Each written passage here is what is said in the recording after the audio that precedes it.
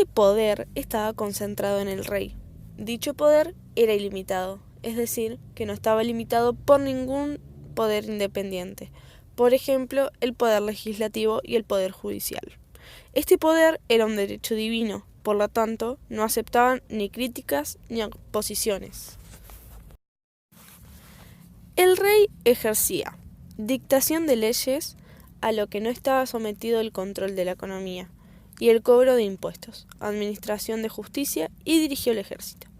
Para la ejerción de estos poderes contaba con la ayuda de la burocracia de funcionarios, que se encargaba de que cumplan sus órdenes.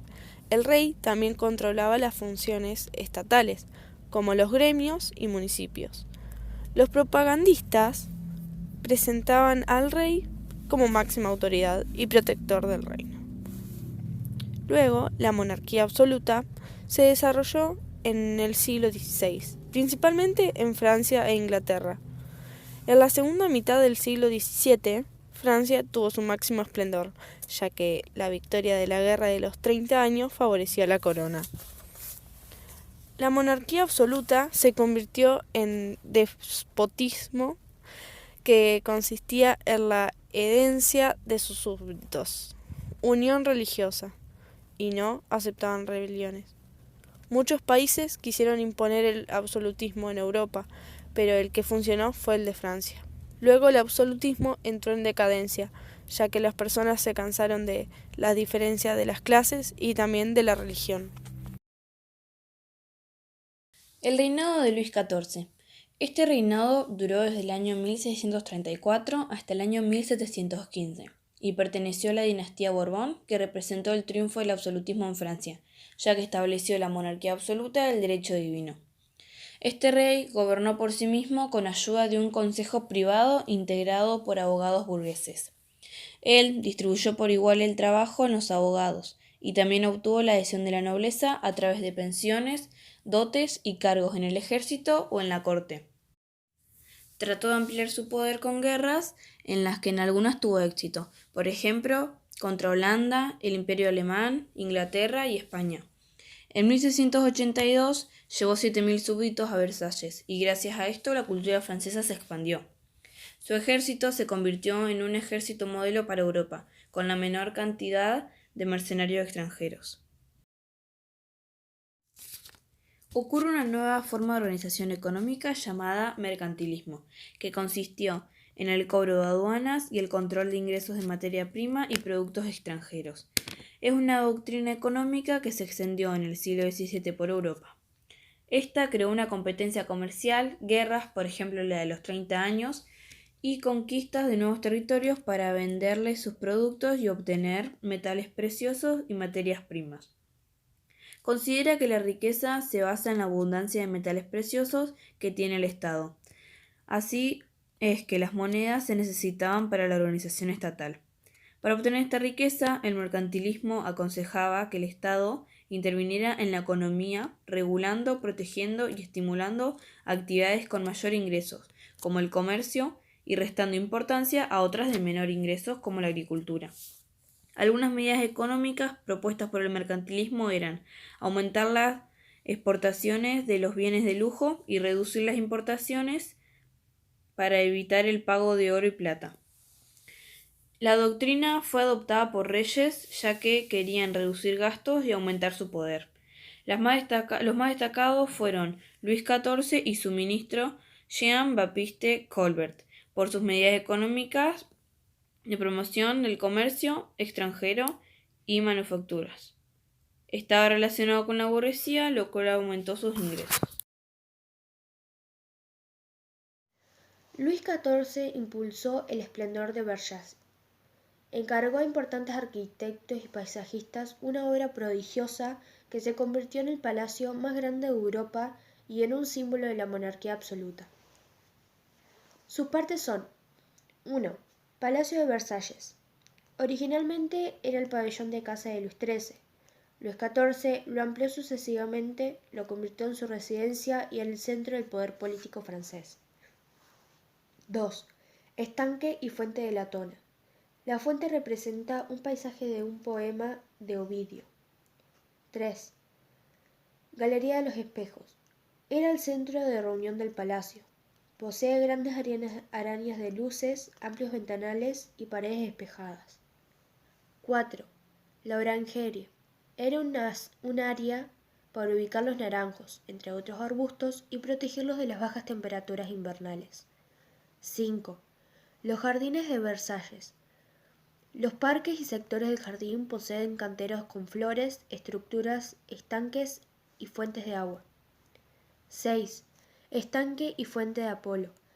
Apolo, al mando de un carro celestial, sale del océano para iluminar la tierra, una clara referencia a Luis XIV, que según el escultor, iluminaba toda Francia. 7. El Gran Canal. Tiene 1500 metros de longitud. Fue utilizado como cancha de competencia de botes y numerosos juegos acuáticos. 8. El Gran Trianón. Es el conjunto edilicio de mayor distinción de Versalles. Lo rodeaban jardines poblados de flores de azahar y arbustos verdes. 9. Petit Trianon. Este pequeño palacio era el lugar preferido del rey Luis XV. Allí podía pasar mucho tiempo cerca de las plantas. En el siglo XVII hubo conflictos que enfrentaron a la monarquía con distintos grupos sociales. Como consecuencia, en el año 1215, Juan Sin Tierra firmó la Carta Magna que limitaba la autoridad real en beneficio de la nobleza, ya que realizaba garantías personales y por su antecedente constitucional. Luego se estableció el Parlamento, que era una asamblea convocada por el rey e integrada por los miembros de la nobleza, como la Cámara de Lores, que era hereditaria, y por representantes de cada comuna, propietarios rurales y burgueses. La Cámara de los Comunes, que era electiva. La dinastía de los Estuardos. Esta dinastía gobernó en el siglo XVII queriendo imponer el absolutismo. Nació cuando comenzó a gobernar Jacobo entre los años 1603 al 1625, ya que la reina Isabel I Tudor murió sin dejar descendencia. A Jacobo lo reemplazó su hijo Carlos I, que quiso imponer la iglesia anglicana. Esto provocó conflictos y se realizó una rebelión. Debido a esto, el rey convocó al Parlamento para recaudar fondos a fin de sofocar la rebelión. La Cámara de los Comunes propone que el Parlamento sea una institución permanente que gobernara con el rey. Este rey rechazó la idea. La consecuencia de esto fue que el Parlamento comenzó a gobernar sin el rey. Esto generó una guerra civil en la cual Carlos I contó con el apoyo de la alta nobleza, clero anglicano y los sectores católicos. Y el Parlamento tuvo ayuda de los pequeños nobles, burguesía y los campesinos, dirigidos por Cromwell, que integró la Cámara de los Comunes. En esta guerra pierde el rey Carlos I, donde es condenado a muerte y ejecutado en 1649. Ahora vamos a hablar de Cromwell en el poder. Lo que sucedió fue que luego de la muerte de Carlos I, el Parlamento establece una república con dos poderes, el ejecutivo, que era el Consejo del Estado, y el legislativo, que era el Parlamento, integrado únicamente por la Cámara de los Comunes. Pero Cromwell impuso su autoridad sobre ambos poderes y estableció una dictadura imponiendo el puritanismo.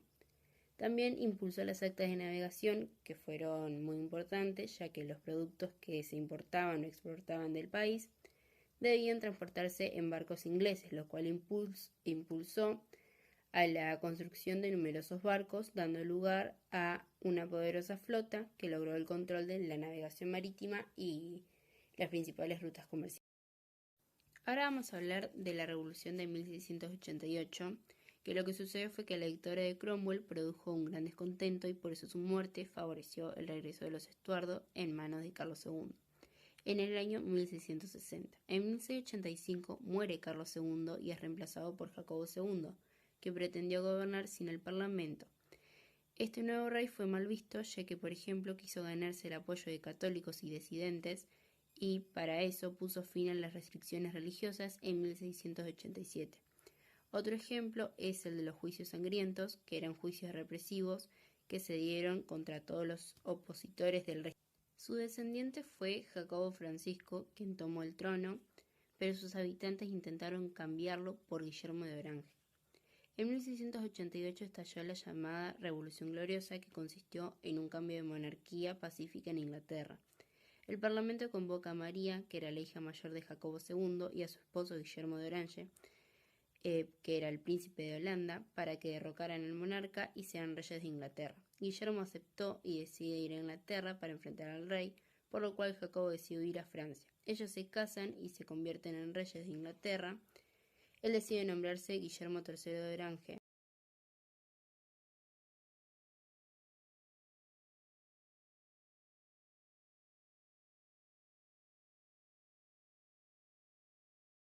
existencia de ejércitos en épocas de paz y la supremacía de la ley sobre la voluntad del rey, lo cual el pueblo aceptó.